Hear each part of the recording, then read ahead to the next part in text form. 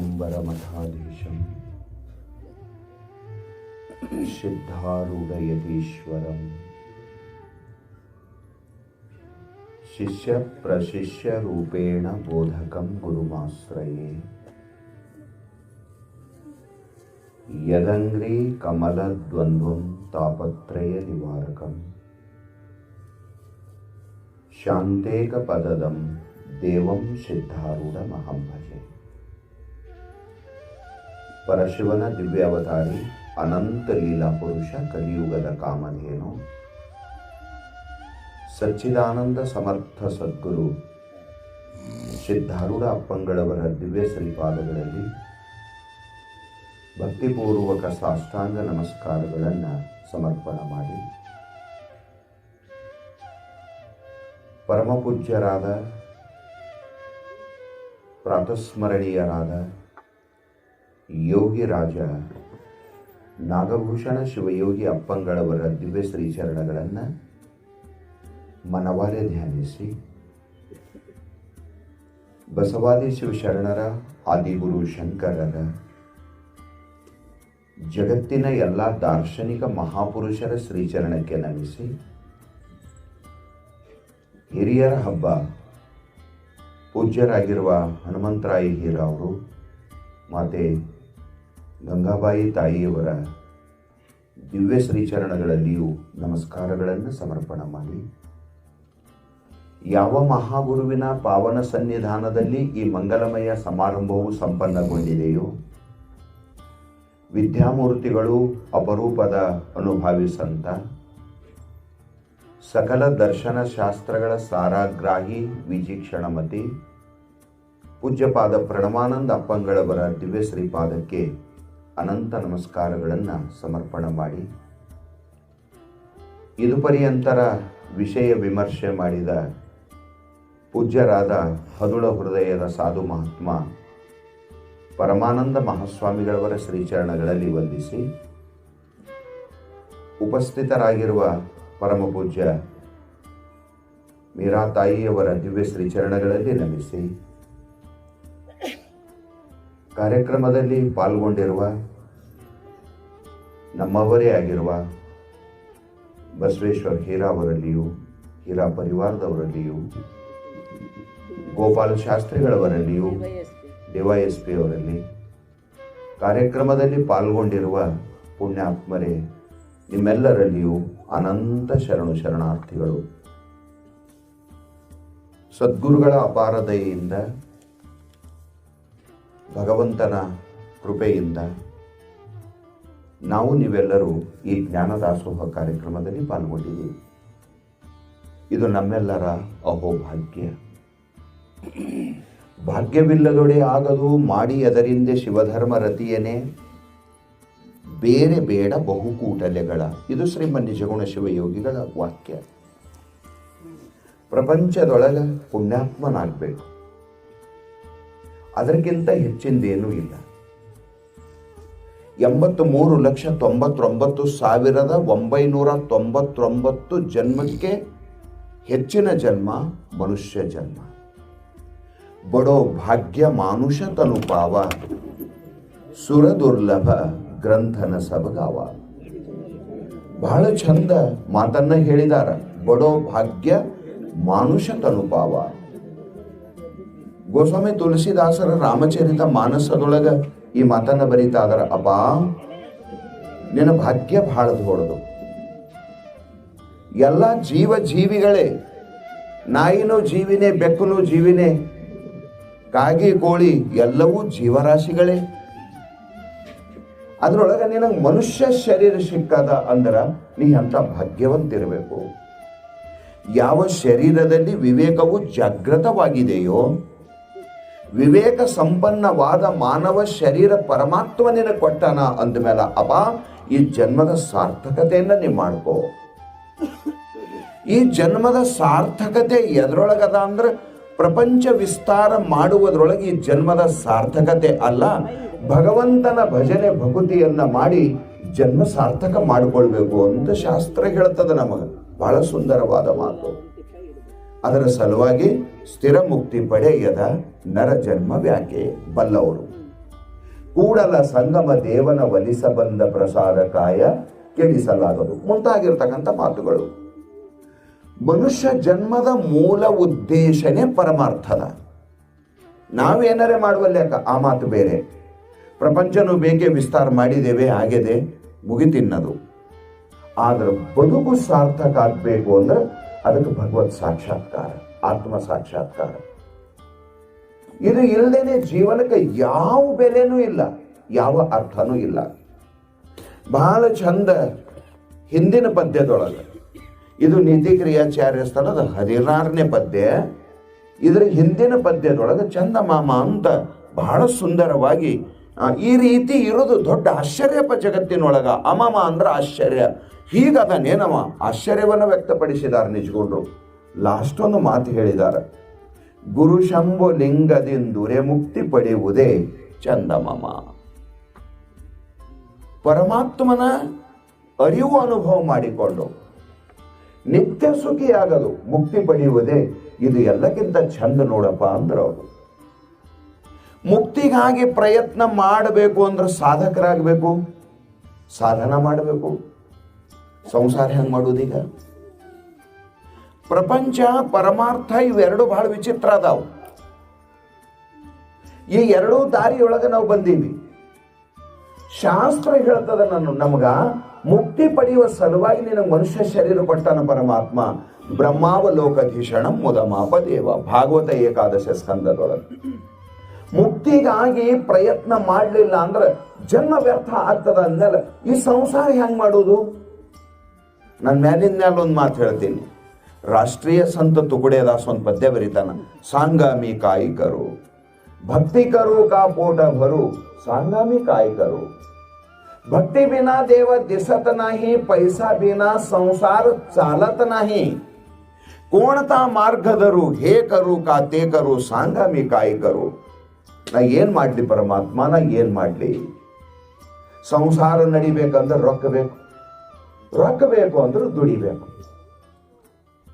ದುಡಿತಾ ಹೋದ ಅಂದ್ರೆ ನೀನು ಭಜನೆ ಹೆಂಗ್ ಮಾಡೋದು? ಮುಂಜಾನೆಯಿಂದ ಸಾಯಂಕಾಲದವರೆಗೆ ರೊಕ್ಕಿನ ಸಲುವಾಗಿ ದುಡಿದು ರಾತ್ರಿ ನೀನು ಭಜನೆ ಮಾಡಂದ್ರೆ ಹೇಳಲಾರ್ದನೆ ಕಣ್ಣು ಮುಚ್ಚುತ್ತಾವ. ಹೆಂಗ್ ಮಾಡ್ಲಿ ನಾನು? ಭಜನೆ ಮಾಡಬೇಕಂತ ದುಡಿಯೋದು ಬಿಟ್ಟ ಅಂದ್ರೆ ರೊಕ್ಕಿಲ್ಲ, ರೊಕ್ಕಿಲ್ಲ ಅಂದ್ರೆ ಸಂಸಾರ ಬಂದಾಗ್ತಾವ. ಹೇ ಕರು ಕಾತೆ ಕರು, ದೇವ್ರ ನನಗೆ ಯಾವುದು ಮಾಡಂತ ಹೇಳು. ವೇದಾಗಮ ಪುರಾಣ ಇತಿಹಾಸ ಶಾಸ್ತ್ರಗಳು ಹೇಳ್ತಾವ ನೀ ಮುಕ್ತಿಗಾಗಿ ಪ್ರಯತ್ನ ಮಾಡಂತ. ಕಟ್ಕೊಂಡಿದ್ದ ಹೆಣತಿ ಗತಿ ಏನಾದತ್ತು, ಹುಟ್ಟಿದ ಮಕ್ಕಳ ಗತಿ ಏನಾದತ್ತು, ಜಗತ್ತ ಥೂ ಅಂತ ಉಗಳಲ್ಲೇ ನನಗ. ಇಷ್ಟೆಲ್ಲ ಪರಿವಾರದ ಇದಕ್ಕೆಲ್ಲ ಬಿಟ್ಟು ಹೇಳಿ ಹಂಗ ಸನ್ಯಾಸಿಯಾಗಿ ಎಲ್ಲೋ ಅಡವಿ ಸೇರಿ ಏನು ಮಾಡಿದೀವ? ಹೀಗೆಲ್ಲ ಜಗತ್ತಿನೊಳಗೆ ವಿಡಂಬನಾದ ಮಾತುಗಳು ಬರ್ತಾವ. ಪರಮಾತ್ಮ ಜಗತ್ತಿನಿಂದ ಶಬ್ದ ಬರ್ತದಂತ ನೋಡದ ಅಂದ್ರೆ ಭಜನೆ ಮಾಡಕ್ಕಾಗಂಗಿಲ್ಲ. ಭಜನೆ ಮಾಡಲಿಲ್ಲ ಅಂದ್ರೆ ಶಾಸ್ತ್ರ ನನಗೆ ಧಿಕ್ಕಾರ ಹಾಕ್ತದ. ಏನು ಮಾಡಲಿ? ಬಹಳ ಚಂದಲ್ಲೊಂದು ಮಾತು ಹೇಳಿದ, ಏನು ಮಾಡಲಿ ಅಂದ್ರೆ ನೀ ಚಿಂತೆ ಮಾಡ್ಲಕ್ಕೆ ಹೋಗ್ಬೇಡ, ಪರಮಾರ್ಥ ಪ್ರಪಂಚ ಎರಡೂ ಮಾಡಾಕ ಬರ್ತದ. ನೀನು ತಪ್ಪು ತಿಳ್ಕೊಂಡಿದ್ದಿ, ಅದು ಮಾಡಿದ್ರೆ ಇದು ಬರಲ್ಲ, ಇದು ಮಾಡಿದ್ರೆ ಅದು ಬರಲ್ಲ ಅಂತ ನೀನು ಉಲ್ಟಾಕ್ ಹೋಗ್ಬಿಡಿ. ಅದ ಇದು ಬರಲ್ಲ ಅಂತ ನಿನಗೆ ಯಾರು ಹೇಳಿದ್ರು? ಎಡ್ಡು ಮಾಡ್ಲಕ್ಕೆ ಬರಲ್ಲ ಅಂತ ನಿನಗೆ ಯಾರು ಹೇಳಿದ್ರು? ಅದು ಮಾಡಿದ್ರೆ ಇದು ಹೋಗ್ತದ, ಇದು ಮಾಡಿದ್ರೆ ಅದು ಹೋಗ್ತದಂತ ನಿನಗೆ ಯಾರು ಹೇಳ್ಯಾರ? ಬಸವಾದಿ ಶಿವಶರಣರು, ತುಕಾರಾಮಾದಿ ಸಂತರು, ಕಬೀರಾದಿ ಸಂತರ ಜೀವನ ಚರಿತ್ರೆ ನೋಡು. ಹೋಗ್ಲಿ, ಅದಕ್ಕಿಂತ ಹಿಂದೆ ನಮ್ಮ ಋಷಿ ಮುನಿಗಳು ಏನಿದ್ರು, ಋಷಿಗಳು ಋಷಪತ್ನಿಯರು ಎಲ್ಲರೂ ಇದ್ರೆ ಅಲ್ಲ, ಅವ್ರಿಗೆ ಮಕ್ಕಳ ಮರಿಗಳು ಇದ್ದರೆ ಅಲ್ಲ. ಆಶ್ರಮದೊಳಗೆ ವಶಿಷ್ಠನಿಗೇನು ಸ್ವಲ್ಪ ಮಕ್ಕಳಿದ್ರೆ 100 ಇದ್ರಂತ. ಮತ್ತು ನಿಂದೆರಡು ಸಂಸಾರಪ್ಪ, ಎರಡಿಲ್ಲ 3 ಇದ್ದಿರ್ಬೇಕು, 4 ಇದ್ದಿರ್ಬೇಕು. ಈಟಿಗೆ ನೀ ಹೆದರಿ ಇವಾಗ ಸಲವದ್ರಾಗ ನನಗೆ ಶಿವ ಅಲ್ಲಕ್ಕೆ ಟೈಮೇ ಇಲ್ಲಂದಿ ಅಂದ್ರೆ ಸ್ವಲ್ಪ ವಶಿಷ್ಠರ ಕಡೆ ನೋಡು, ಅರುಂಧತಿ ಕಡೆ ನೋಡಿ. ಯವ ನೀ ಅರುಂಧತಿಗೆ ನೋಡು, ಯಪ್ಪ ನೀ ವಶಿಷ್ಠಗೆ ನೋಡು. ಪರಮಾರ್ಥದ ದಾರಿ ಸುರಳಿತ ಆಗ್ತದೆ ನಿಂದು. ಅದರ ಸಲುವಾಗಿ ಅವ್ರು ಹೇಳ್ತಾ ಇದಾರ, ಪ್ರಪಂಚದೊಳಗಿದ್ದು ಪರಮಾರ್ಥವನ್ನ ಸಾಧಿಸುವವನಿಗೆ ನಿಜಗೊಂಡ್ರು ಶಭಾಯಶ್ ಅಂತಾರ. ಜಾಣ ಇದ್ದೆಪ್ಪ ನೀನು, ಜಾಣ ಇದ್ದಿ. ಬರೀ ಪರಮಾರ್ಥ ಮಾಡಿದವನಿಗೆ ಜಾಣ ಅಂದಿಲ್ಲ, ಶಿವಶಿವ ಅಂದವನಿಗೆ ಬರೀ ಶಿವಶಿವ ಅಂದವನಿಗೆ ಜಾಣ ಅಂದಿಲ್ಲ. ಪರಮಾತ್ಮ ವಿಶೇಷ ಬೇಗ ದಯ ಮಾಡೋದು ಯಾರ ಮೇಲೆ ಅಂದ್ರೆ ಸಂಸಾರಿಗಳ ಮೇಲೆ. ಇದು ಬಹಳ ಮಜಾ ಅದ. ಸಾಧುವಾಗಿ ಮಾತು ಹೇಳತ್ತೀನಿ, ಮತ್ತು ಬಹಳ ಬೇಗ ದಯ ಮಾಡ್ತಾನೆ. ನಾವು ಭಜನೆ ಮಾಡಿದ್ರೆ ನಾವು ಭಾಳ ತಲೆ ಕೆಡಿಸ್ಕೊಳ್ಳಂಗಿಲ್ಲ. ನಿನಗೇನದ ಏನೂ ಇಲ್ಲ, ನನಗೆ ಬಿಟ್ಟರೆ ಮಾಡಿರ್ಬೇಕು ಅಂತ ನಾವು. ನಿನಗೇನು ತರದದನ ಕೊಡೋದದನ, ಯಾರ್ದಾರ ರೊಟ್ಟಿ ಯಾರ್ದಾರ ಬಿಟ್ಟಿ, ನಿಂದೇನು ಹೋಗಿದ್ದದ, ಇಟ್ಟು ಶಿವ ಅಂದಿರ್ಬೇಕು. ಹೆಚ್ಚಿಗಂದ್ರೂ ಅವೇನು ಜಾಸ್ತಿ ತಿಳ್ಕೊಳ್ಳಂಗಿಲ್ಲ. ಸಂಸಾರದೊಳಗೆ ಹಗಲು ರಾತ್ರಿ ಪರಿವಾರ ಸಂಭಾಳಿಸ್ಕೊಂತ ಒಂದಿಷ್ಟು ಭಜನೆ ಮಾಡಿದಿ ಅಂದ್ರೆ ಪರಮಾತ್ಮ ನಿನ್ನ ಮ್ಯಾಲ ಕೃಪಾ ಮಾಡ್ತಾನೆ. ಇದು ಸರಳದ ಜಗತ್ತಿನೊಳಗ. ನೋಡ್ರಿ, ನಾ ಒಂದು ಮೇಲೆ ಮಾತು ಹೇಳ್ತೀನಿ. 1 kg ಅಕ್ಕಿದ ಹುಗ್ಗಿ ಮಾಡ್ಬೇಕಾದ್ರೆ ಸಕ್ಕರೆ ಇಡಬೇಕು ಮಾಡಿರಿಲ್ಲ ಯಾವಾಗ್ರೆ? 1.5 ಕಿಲೋ ಬೇಕು. 1.25 ಕಿಲೋ ಆದ್ರೆ ಸಪ್ಪ. ಇತ್ತೀಚೆಗೆ ಯಾಕೋ ಸಕ್ಕರೆನೂ ಸಪ್ಪಗೆ ಹೊಂಟದ. 1 ಕಿಲೋ ಅಕ್ಕಿ ಹುಗ್ಗಿಗೆ 1.5 ಕಿಲೋ ಸಕ್ಕರೆ ಬೇಕು. ಮಜಾ ಆಗ್ತದ. ಅದೇ 1 ಕಿಲೋ ಅಕ್ಕಿದ ಅನ್ನ ಮಾಡ್ಬೇಕಾದ್ರೆ ಉಪ್ಪು ಇಟ್ಬೇಕು. ಎಚ್ಚರಿದ್ರಿ?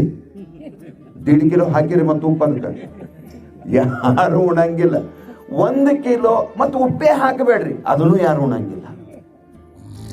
1 ಕಿಲೋ ಅಕ್ಕಿಗೆ ಒಂದಿಷ್ಟು ಉಪ್ಪು ಮಧುರ ಮಾಡ್ತದಲ್ರಿ, ಅನ್ನ ಮಧುರ ಮಾಡ್ತದಲ್ಲ. 20 ನಮನ ಮಸಾಲೆ ಹಾಕಿ ಉಪ್ಪು ಒಂದು ಹಾಕಬೇಡ್ರಿ, ಯಾರ ಉಣ್ತಾರೆ ನೋಡ್ರಿ ನಾವು. ಒಂದಿಷ್ಟು ಉಪ್ಪು 1 ಕಿಲೋ ಅಕ್ಕಿಗೆ ಮಧುರತೆ ತಂದು ಕೊಡ್ತದ. ಒಂದಿಷ್ಟು ಉಪ್ಪು. ಸಾಧು ಅಂದ್ರ ಹುಗ್ಗಿ ಮಾಡಿದಂಗ, ಸಂಸಾರಿ ಅಂದ್ರ ಅನ್ನ ಮಾಡಿದಂಗ. ನೀವು ಈಟ್ ಮಾಡಿದ್ರೆ ಬಿ ಸಾಕು, ಭಾಳ ಖುಷಿ ಆಗ್ತಾನೆ ಪರಮಾತ್ಮ. ಇದ್ದಿದ್ರಾಗೆ ಸ್ವಲ್ಪ ಟೈಮ್ ತೆಗೆದು ಶಿವ ಅಂತದಲ್ಲ ಪ್ರಾಣಿ. ನನಗೆ ಶರಣಾಗತ ಆಗ್ತದಲ್ಲ, ನನ್ನ ಭಜನೆ ಮಾಡ್ತದಲ್ಲ, ಆನಂದ ಪಡ್ತಾನೆ ಪರಮಾತ್ಮ, ಆನಂದ ಪಡ್ತಾನೆ. 10 ನಿಮಿಷ ಮನಸ್ಸಲ್ಲಿ ಮಾಡ್ರಿ, ಅವ ಭಾಳ ದೊಡ್ಡದಂತ ತಿಳ್ಕೊತಾನ. ನಾವು 10 ಮುಣಗತನ ಮಾಡಿದ್ರು ದೊಡ್ಡದಂತ ನಾವು ತಿಳ್ಕೊಳ್ಳಂಗಿಲ್ಲ. ಇದು ಸೀದಾ ಮಾತು. ಅದಕ್ಕೆ ಸಾಧುಗಳ ಸಾಧನ ಭಾಳ ಮಾಡಬೇಕಾಗ್ತದೆ. ಶರಣ ಜೀವನ ಭಾಳ ಸರಳದ, ಸನ್ಯಾಸಿ ಜೀವನ ಭಾಳ ಕಠಿಣದ ಪ್ರಪಂಚದೊಳಗ ವಿಚಾರ ಮಾಡಿದ್ರೆ. ಅದರ ಸಲುವಾಗಿ ಲೇಟ್ ಚಂದ ಹೇಳ್ತಾ ಇದಾರೆ ಅವರು.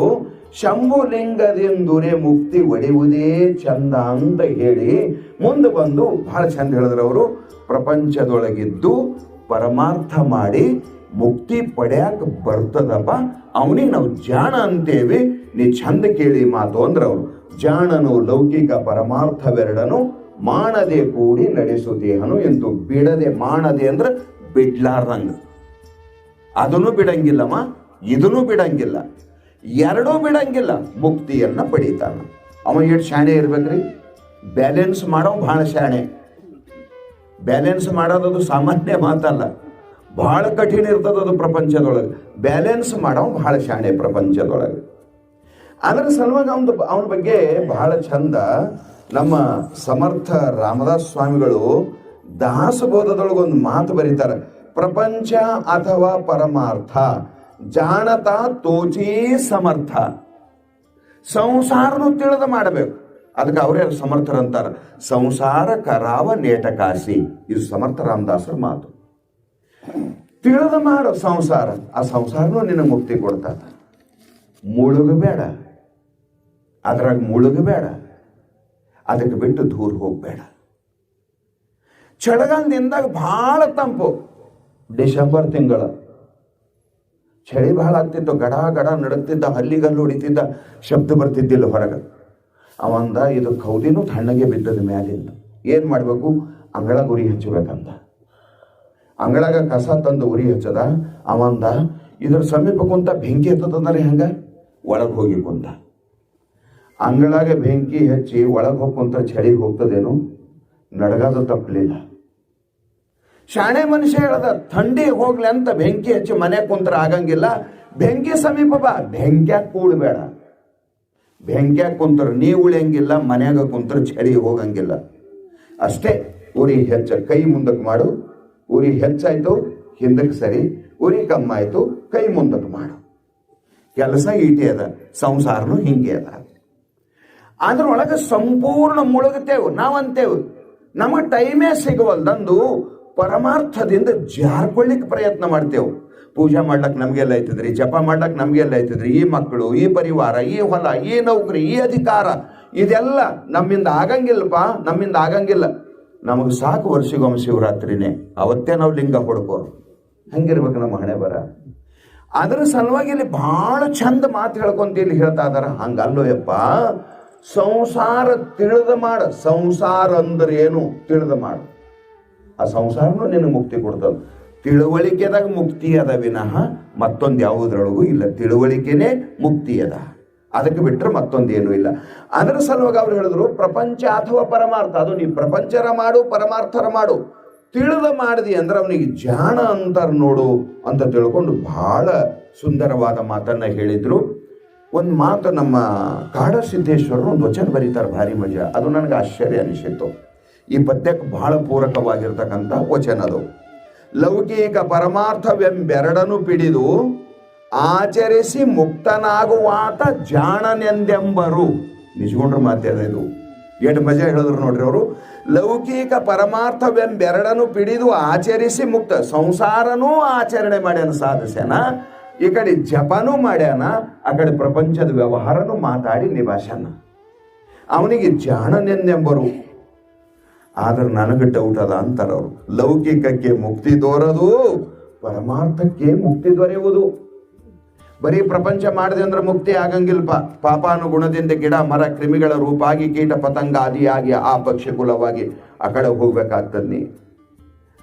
ಆದ್ರ ಪರಮಾರ್ಥದಿಂದ ಮುಕ್ತಿ ಆಗ್ತದೆ. ಅದೆಂತೆಂದೊಡೆ ಲೌಕಿಕವೆಂದಡೆ ಆವುದು, ಪರಮಾರ್ಥವೆಂದಡೆ ಆವುದು, ಬಲ್ಲಿರಾದರೆ ಬೇಡಿ, ಇಲ್ಲದಿದ್ದರೆ ನಮ್ಮ ಪ್ರಭುವಿನ ಶರಣರ ಬಳಿ ಕೇಳಿ. ಕಾಡಿನೊಳಗಾದ ಶಂಕರ ಪ್ರಿಯ ಚನ್ನ ಕದಂಬಲಿಂಗ ನಿರ್ಮಾಯ ಪ್ರಭುವೆ. ಅದ್ಭುತವಾದ ಮಾತು.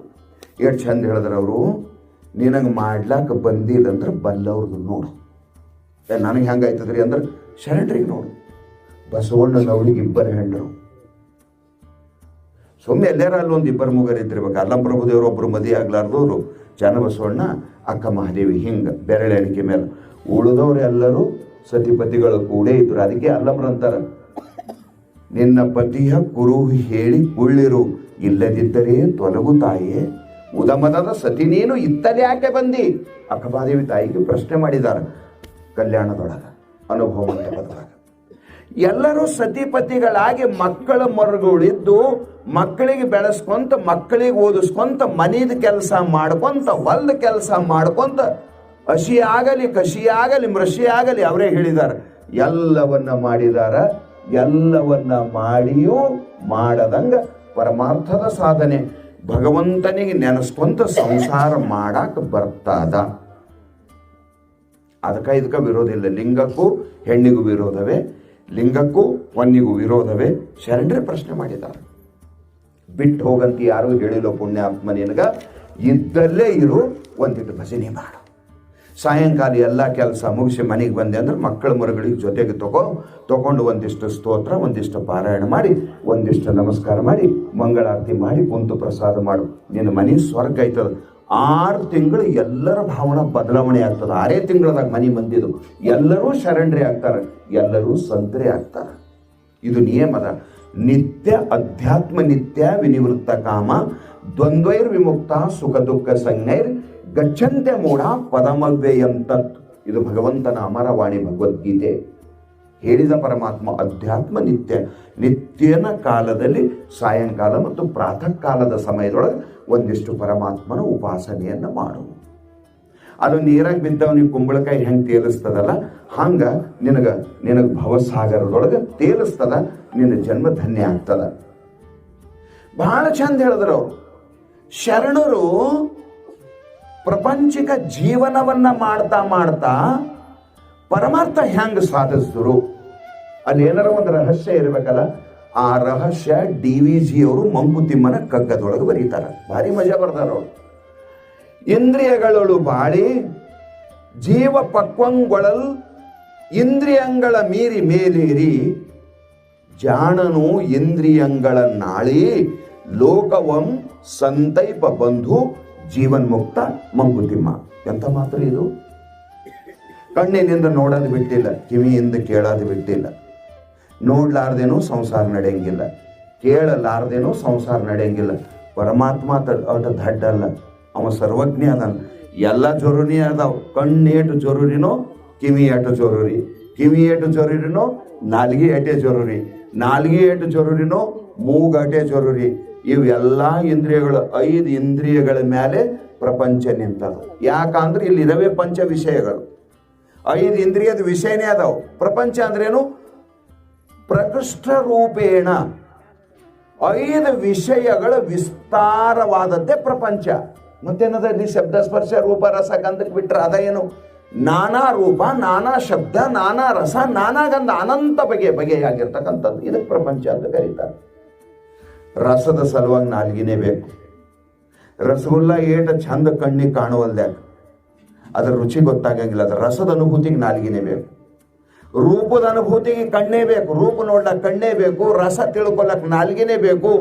ಸುಗಂಧ ತಿಳಿಲಕ್ಕೆ ಮೂಗೇ ಬೇಕು. ಶಬ್ದ ಕೇಳಕ್ಕೆ ಕಿವಿನೇ ಬೇಕು. ಗಟ್ಟ್ಯದ ಮೆತ್ತಗದ ಅಂತ ನೋಡ್ಲಕ್ಕ ಚರ್ಮನೇ ಬೇಕು. ಇವಿಲ್ಲದೇನೆ ಸ್ಪರ್ಶ ಜ್ಞಾನನೇ ಆಗಂಗಿಲ್ಲ. ಮಾಡೋರೇನಿದ್ದೇವೆ ನಾವು? 5 ಜ್ಞಾನೇಂದ್ರಿಯಗಳದ 5 ಸ್ಪೆಷಲ್ ಕೆಲಸ ಅದಾವು. ಇವು ಹಸು ಬೇಕು. ಇವು 5 ಇಂದ್ರಿಯಗಳು ಶರಣರು ಬಳಸ್ಯಾರ ಅಂದ್ರೆ ಅವರು ಪ್ರಪಂಚದೊಳಗೆ ಯಾವುದು ಬಿಟ್ಟಿಲ್ಲ. ಅವ್ರೇನು ಕಣ್ಣು ಮುಚ್ಕೊಂಡೇ ಕುಂತಾರ? ಅಂದಿರ್ಬೇಕನ್ನೋ ಟೈಮಿಗೆ ಅತ್ತಲ್ಲಿತ್ತ ಹೋಗದಂತೆ ಹೆಳವನ ಮಾಡಯ್ಯ ತಂದೆ, ಮತ್ತೊಂದು ಕೇಳದಂತೆ ಕಿವುಡನ ಮಾಡಯ್ಯ ತಂದೆ ಅಂದಿರ್ಬೇಕನ್ನೋ ಟೈಮಿಗೆ. ಆದ್ರೆ ಕಣ್ಣಿನಿಂದ ಜಗತ್ತು ನೋಡ್ಯಾರ, ಕಿವಿಯಿಂದ ಜಗತ್ತಿನ ಮಾತುಗಳನ್ನು ಕೇಳಿದಾರ, ನಾಲಿಗೆಯಿಂದ ಮಾತಾಡಿ ಜಗತ್ತಿಗೆ ಸಂತೈಸಿದಾರ. ಎಲ್ಲ ಇಂದ್ರಿಯಗಳು ಪ್ರಪಂಚದ ವಿಷಯಗಳಲ್ಲಿ ನಮಗಿನ ಚಂದ ಬಳಸ್ಯಾರ. ಹೆಂಗಾದ್ರು ಅಂದ್ರೆ ಬಳಸಿ ಬ್ರಹ್ಮಚಾರಿ ಉಂಡು ಉಪವಾಸಿ ಅಂದಂಗೆ ಆಗ್ಬೋದ್ರ ಕೊನೆ. ಇದು ಭಾಳ ಮಜೆ ಅದ. ನಾವು ಇಂದ್ರಿಯದಾಗ ಸಿಕ್ಕೊಂಡೇವು. ಸಾಯುತನ ತಿಂದರು ತಿನ್ನ ಆಸೆ ಮುಗುದಿಲ್ಲ. ಕೊನೆ ಉಸಿರಿನ ತನ ನೋಡಿದ್ರು ಕಣ್ಣಿಗೆ ಸಾಕನಿಸಿಲ್ಲ. ಅವ್ರು ಹಾಂಗಲ್ಲ, ಇಂದ್ರಿಯದಿಂದ ಮ್ಯಾಲೆದ್ದರು ಅಂತಾರ. ಮೊದಲು ಇಂದ್ರಿಯದ ಅನುಭವ ಮಾಡಿದ್ರು, ಕೊನೆಗೆ ತಿಳ್ಕೊಂಡ್ರು ಇದು ಏಟ ನೋಡಿದ್ರು ಅಟೆ ಅದ, ಏಟ ಕೇಳಿದ್ರು ಅಟೆ ಅದ, ಏಟ ತಿಂದ್ರು ಅಟೆ ಅದ. ಪರಮಾರ್ಥ ಗೀತೆಯೊಳಗೆ ಕಂಡಿದುದನ್ನೇ ಮಗಳೇ ಕಾಣುತ್ತಾ, ಕೇಳಿದುದನ್ನೇ ಮಗುಳೆ ಕೇಳುತ್ತಾ, ಮೇಳೈಸಿದುದನ್ನೇ ಮೇಳೈಸುತ್ತಾ ಅಂದು ಕೊನೆಗೊಂದು ಉದಾಹರಣೆ ಬರೀತಾರೆ. ಪಿಷ್ಟ ವಿಭೀಷಣ ವಿಧಿಯಂತೆಲ್ಲ. ಜ್ವಾಳ ಬೀಸೋದು ಮುಗ್ದತ್ತು. ಹೇಳಿದ್ರಲ್ಲ ಗೋಪಾಲ ಶಾಸ್ತ್ರಿಗಳು ಪುಟಾಣಿ ಬೀಸಿದ್ರು ಅವರು, ಅದು ಮುಗ್ದತ್ತು. ಆದ್ರೆ ಹಿಟ್ಟು ಬೀಸಲತ್ರ ಅಂತ ಕೆಳಗೆ ಬಿದ್ದಿದ್ದು ಮತ್ತೆ ಮುಖ ಹಾಕೋದು ತಿರ್ಬೋದು, ಮತ್ತೆ ಕೆಳಗೆ ಬರೋದು, ಮತ್ತೆ ಮ್ಯಾಲೆ ಹಾಕೋದು ತಿರ್ಬೋದು. ಪಿಷ್ಟ ಅಂದ್ರೆ ಹಿಟ್ಟು. ಹಿಟ್ಟು ಬೀಸೋದು ಎಂದಾರ ಮುಗಿತದೆ ಏನ್ರಿ? ಮುಗಿಯೋದಲ್ಲ. ಕೆಳಗೆ ಬರ್ತದೆ ಮತ್ತೆ ಮೇಲೆ, ಕೆಳಗೆ ಬರ್ತದೆ. ಅದು ಏನು ಮುಗಿಯೋದು ಎಂದ? ಮುಗಿಯಂಗಿಲ್ಲ. ಹಾಂಗೆ ಸಂಸಾರದಾಗ ನೋಡಿದ್ದೆ ಕೇಳಿದ್ದು ಮುಟ್ಟಿದ್ದು ಎಂದೂ ಮುಗಿಯೋದಲ್ಲ ಅಂತ ತಿಳ್ಕೊಂಡು ಇಂದ್ರಿಯಗಳಿಗೆ ಹೇಳಿದ್ರು ಸಾಕಿ. ಇಷ್ಟು ದಿವಸ ನೋಡಿದೆಲ್ಲ ಮುಂದಾದರೂ ಅದೇ ಅದ, ಮತ್ತೇನು ಹೊಸದಿಲ್ಲದು. ನೀ ಏನು ನೋಡಿದಿ ಅದೇ ಅದ, ನೀ ಏನು ಕೇಳಿದಿ ಅದೇ ಅದ, ನೀ ಏನು ಮುಟ್ಟಿದಿ ಅದೇ ಅದ. ಅದೇ ರಸಗುಲ್ಲ, ಅದೇ ಜಾಮೂನ್, ಅದೇ ಅಲ್ಲ. ಸ್ವಲ್ಪ ಇದರದಿಂದ ಮ್ಯಾಲೆದ್ದು ಸಾಕು ಸುಡುಗವ ನಲ್ಲೇನು ಅದಕ್ಕೆ ಬೆಂಕಿ ಹಚ್ಚು ಅಂದ್ರೆ ನಿಜಮನುಷ್ಯಗಳು. ಪರಮ ವೈರಾಗ್ಯ ಆಯಿತು. ವಿಚಾರ ಮಾಡಿದ್ರು ವೈರಾಗ್ಯ ಬಂತು. ಆಮೇಲೆ ಪರಮಾರ್ಥ ಸಾಧನ ಚಾಲು ಮಾಡ್ದ. ಎಷ್ಟು ಚಂದ ಬರೆದ್ರು ನೋಡ್ರಿ ಅವ್ರು. ಇಂದ್ರಿಯಗಳೊಳು ಬಾಳಿ ಜೀವನ ಹೆಂಗೆ ಮಾಡಿದ್ರು? ಇಂದ್ರಿಯದಿಂದ ನೋಡಿ ಕೇಳಿ ಮುಟ್ಟಿ ಮೂಸಿಸಿ ಅನುಭವಿಸಿನೇ ಜೀವನ ಮಾಡಿದ್ರಲ್ಲ. ಇಂದ್ರಿಯಗಳೊಳು ಬಾಳಿ ಜೀವ ಪಕ್ವಂಗೊಳ್ಳಲು ಗೊತ್ತಾಯ್ತು ಇದ್ರಾಗ ಏನದ ಅನ್ನೋದು ಗೊತ್ತಾಯ್ತು. ಆ ಸಮಯದೊಳಗೆ ಆ ಇಂದ್ರಿಯದಿಂದ ಮ್ಯಾಲೆದ್ದು ಸಾಕು ಈಗ ಇಟ್ಟು ಭಜನೆ ಮಾಡೋಣ ಅಂದ್ರಲ್ಲ ಪರಮಾನಂದಪ್ಪಗಳು. ಮಕ್ಕಳು ಮೊಮ್ಮಕ್ಕಳು ಬರೋಬ್ಬರಿ ಅದು ಅಂದ್ರೆ ಒಂದಿಷ್ಟು ವಾನಪ್ರಸ್ಥ ಆಶ್ರಮ ಅಂತ ಅದಕ್ಕೆ ಇಟ್ಟಾರೆ. ನಾವು ಸಾಯತನ ಗ್ರಸ್ತರಾಗೆ ಸಾಯ್ಬೇಕನ್ನೋರು. ಇನ್ನೇನು ಮಾಡ್ತೀರಿ? ಬ್ರಹ್ಮಚಾರಿ, ಗ್ರಸ್ತ, ವಾನಪ್ರಸ್ಥ, ಸನ್ಯಾಸಿ ನಮ್ಮಲ್ಲಿ ಚತುರ ಆಶ್ರಮಗಳದಾವು. ವಾನಪ್ರಸ್ಥ ಆಶ್ರಮಕ್ಕೆ ಹೋಗೇಬೇಕು. ಬ್ರಹ್ಮಚಾರಿ ಹಂಗೆ ಸಾಯತನ ಬ್ರಹ್ಮಚಾರಿ ಇರು ಅಂದ್ರೆ ಇರ್ತಾನೇನು? ಇರಂಗಿಲ್ಲ. ಗ್ರಸ್ತ ಆಗ್ಬೇಕಂತಾನೆ. ಆದ್ರೆ ಇದು ಬಿಡಕ್ಕಲ್ಲ ಅಂತಾನೆ, ಗ್ರಸ್ತ ಬಿಡಕ್ಕಲ್ಲ ಅಂತಾನೆ. ಬ್ರಹ್ಮಚಾರಿ ಬಿಟ್ಟು ಗ್ರಸ್ತ ಹಿಡ್ದ, ಗ್ರಸ್ತ ಬಿಟ್ಟು ವಾನಪ್ರಸ್ಥಕ್ಕೆ ಹೋಗಿ ಅದು ಹಿಡಿ, ಅದು ಬಿಟ್ಟು ಸನ್ಯಾಸಿ ಮಾದಿ ಅಂದ್ರ ಈ ಜನ್ಮದೊಳಗೆ ನಿನಗೆ ಮುಕ್ತಿ ಆಗ್ತದ. ನಿನ್ನ ಯಾತ್ರಾ ಸ್ಟೇಷನ್ನಾಗ ಒಂದೇ ಸ್ಟೇಷನ್ನಾಗ ನಿಂದ್ರದಲ್ಲ, ನಿನ್ನ ಯಾತ್ರಾ ಪೂರ ಅಲ್ಲಿಗದ. ನೀ ಒಂದೊಂದು ಸ್ಟೇಷನ್ ದಾಟ್ಕೋತ ಹೋಗು, ಕೊನೆಗೆ ಪರಮಾತ್ಮನನ್ನು ಹೊಂದಿ ನಿನ್ನ ಜನ್ಮ ಧನ್ಯ ಮಾಡ್ಕೋ. ನೀ ಒಣಗ್ರಸ್ತಾಗಿ ಮಕ್ಕಳು ಮರುಗಳು ನಾ ಬಿಟ್ಟರೆ ಹೆಂಗಾಯ್ತದೋ? ನಿಮ್ಮ ಅಪ್ಪ ಬಿಟ್ಟರೆ ನಡೆದೋದು ಇದು, ನೀ ಬಿಟ್ಟರೆ ಏನಾಗೋದದ? ನಾ ಬಿಟ್ಟರೆ ಏನಾಗೋದದ? ಅರೆ ನಮ್ದೇಟ್ರಿ ರಾಜ ಮಹಾರಾಜರು ಹೋದ್ರೆ ಈ ಜಗತ್ತು ಹಂಗೆ ಉಳಿದದಲ್ಲ. ಪ್ರೈಮ್ ಮಿನಿಸ್ಟರ್ಗಳು ಹೋದ್ರು ಗುಳದದೇನು, ಮುಖ್ಯಮಂತ್ರಿಗಳು ಹೋದ್ರು ಗುಳದದೇನು? ಅರೆ ನಂದಿಂದೇ ಎಲ್ಲ ಅಂತ ನೀ ತಿಳ್ಕೊಂಡಿದ್ದಿ. ಇದು ಸ್ವಲ್ಪ ಚೇಂಜ್ ಮಾಡಿ ಧಾರಣ ಬುದ್ಧಿಯೊಳಗಿಂದ ತೆಗೆದು ಎಲ್ಲ ನಡೆಸೋ ಪರಮಾತ್ಮ ಅದಾನ. ಯಾವುದೋ ಒಂದು ಮನ್ಯಾಗ ಛತ್ತು RCC ಛತ್ತು ಅದಕ್ಕೆ ಹಲ್ಲಿ ಮೆತ್ಕೊಂಡಿತ್ತಂತ. ಲೈಟಿನ ಬೆಳಗಿತ್ತು, ಹುಳ ತಿನ್ನಕ್ಕೆ ಹೋಗಿದ್ದು, ಮೆತ್ಕೊಂಡದಲ್ಲ. ಕೆಳಗೆ ಮಂದಿ ಕುಂತು ಊಟ ಮಾಡ್ಲತ್ತಾರ. ಮತ್ತೊಂದು ಹಲ್ಲಿ ಬಂದಂತ ಹೊರಗೆ ಮಳೆ ಬಿದ್ದದ, ಹುಳ ಭಾಳ ಬಂದವ, ಉಪವಾಸ ಯಾಕೆ ಸೈತಿ ನಡೆದಿದ್ದ ನನ್ನ ಜೊತೆಗೆ ಬಾ ಅಂತ. ಅದು ಅಂತಂತ ಹಂಗಲ್ಲ, ಮನೆ ಕಟ್ಟಿದವ, ಛತ್ ಹಾಕಿದವ, ಎಲ್ಲ ಮಾಡಿದವ. ಆಮೇಲೆ ನಾವಿಲ್ಲಿ ಬಂದಿದ್ದೇವೆ. ಪಾಪ ಊಟ ಮಾಡ್ಲತ್ತಾನ. ನಾಯಿ ಛತ್ತಿಗೆ ಹಿಡ್ಕೊಂಡು ನಿಂದಿರ್ತೀನಿ ಹೇಳ್ತಾನ. ಏನ್ರಿ ಅಲ್ಲಿ ನಾಯಿ ಛತ್ತಿಗೆ ಹಿಡ್ಕೊಂಡು ನಿಂದಿರ್ತೀನಿ, ನಿನ್ನ ಬೆನ್ನು ಹತ್ತಿನ ಆ ಕಡೆ ಬಂದ ಅಂದ್ರೆ ಛತ್ತಿ ಬಿದ್ದವ್ರು ಸಾಯ್ತಾರ ಅಂತ ಅದ್ರ ಮೇಲೆ ನಿಂತದೇನು, ಗಾಡಿ ಪಿಲ್ಲರ್ ಮೇಲೆ ಅದು ನಿಂತದ, ಅದಕ್ಕೆ ಕಲ್ಪನೆ ಆಗ್ಯದ ನಾನೇ ಹಿಡ್ಕೊಂಡಿದ ಅಂತ. ಅದೇ ಅದಕ್ಕೆ ಮೆತ್ಕೊಂಡದ ಅರಿಗೇಡಿ, ಅದಕ್ಕೆಲ್ಲ ಗೊತ್ತದ. ಅದ್ರ ಸಲುವಾಗಿ ಇಲ್ಲಿ ಹೇಳಿದ್ರು ಸಂಸಾರ ಏಟ ಪ್ರೇಮ್ ಮಾಡಿದ್ರು ಇದು ನಮ್ಮದಲ್ಲ, ಇದು ನಮ್ಮ ಜೊತೆಗೆ ಬರೋದು ಅಲ್ಲ. ಸ್ವಲ್ಪ ಇಂದ್ರಿಯದಿಂದ ಮ್ಯಾಲೆದ್ದು ವಿವೇಕಶೀಲನಾಗಿ ನೀ ಏನು ಮಾಡು ಅಂದ್ರೆ ಪರಮಾರ್ಥವನ್ನು ಮಾಡು ಅಂತ ತಿಳ್ಕೊಂಡು ಹೇಳಿ ಕೊನೆಗೆ ಪದ್ಯ ಈಟ ಚಂದ ಮುಗಿಸ್ಯಾರ. ಗುರು ಶಂಭು ಲಿಂಗದ ನೆನಪು ನೆಲೆಸಿ ಬಾಹ್ಯ ಪರಿಕರದ ಅಭಿರತಿಯನ್ನು ಪಿಂಗದಿಹನು ಜಾಣನು ಲೌಕಿಕ ಪರಮಾತ್ಮ. ಅದ್ಭುತ ಮಾತು. ಅವ್ರೊಂದು ಮಾತಂದ್ರೆ ಅವರು ಗುರು ಶಂಭು ಲಿಂಗದ ನೆನಪು ನೆಲೆಸಿ ಪರಮಾತ್ಮನ ಮರಿವೇ ಬರಲಾರ್ದಷ್ಟು ಸಾಧನ ಮಾಡ್ಯಾನ. ದೇವ್ರ ಮರಿವೇನೆ ಬರವಲ್ಲ, ಅವ ಸುಮ್ಮ ಕುಂತರು ಬಾಯಿ ಆಟೋಮೆಟಿಕ್ ಚಾಲು ಆಯ್ತು. ಶಿವ ಶಿವ ಶಿವ ಓಂ ನಮ ಶಿವಾಯ ಓಂ ನಮ ಶಿವಾಯ ಓಂ ನಮ ಶಿವಾಯ ಕಂಟಿನ್ಯೂ ನಡೀತಿರ್ತದ. ಅದು ಮಾತಾಡೋ ಟೈಮಿಗೆ ಮಾತಾಡ್ತಾನ, ಇವ ಮಾತಾಡೋ ಟೈಮಿಗೆ ಅಟ್ಟೆ ಬಂದಿರ್ತದ, ಅವ್ರು ಆಡೋ ಟೈಮಿಗೆ ಮತ್ತೆ ಚಾಲು ಆಯ್ತದ. ಅದು ಮಾಡಿದವನಿಗೆ ಗೊತ್ತದ ಹೆಂಗಿರ್ತದ ಅನ್ನೋದು. ಗುರು ಶಂಭು ಲಿಂಗದ ನೆನಪು ಅದು ನೆಲೆಸದಂತ ಸಂಸಾರನು ಬಿಟ್ಟಿನಂತ. ಪರಮಾರ್ಥ ಗಟ್ಟಿ ಆಯ್ತು, ಸಂಸಾರದ ಉಳಿದರು ಪರಮಾರ್ಥವನ್ನ ಸಾಧಿಸಿ ಆತ್ಮ ಕಲ್ಯಾಣ ಮಾಡಿಕೊಂಡ ನಾವ.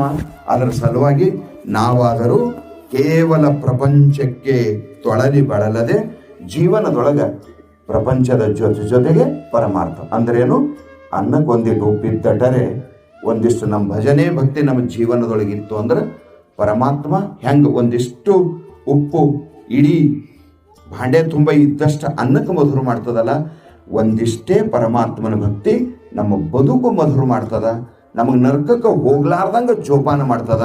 ಕೊನೆಗೆ ಪರಮಾತ್ಮನ ಸಾಕ್ಷಾತ್ಕಾರಕ ಕಾರಣನಾಗಿ ನಮ್ಮ ಮುಕ್ತಿನೂ ಪ್ರಾಪ್ತ ಆಗ್ತದ ಅನ್ನುವಂಥ ಮಾತನ್ನು ಹೇಳ್ತಾ ಮಾತಿಗೆ ವಿರಾಮ. ಗುರುದೇವ್. ನಿಮಗೆ ವಿಡಿಯೋಗಳು ಇಷ್ಟ ಆದರೆ ಶೇರ್ ಮತ್ತು ಸಬ್ಸ್ಕ್ರೈಬ್ ಮಾಡೋದ್ರ ಜೊತೆಗೆ ನಿಮ್ಮ ಕೈಲಾದಷ್ಟು ಸಹಾಯ ಮಾಡಿ. 1, 2, 5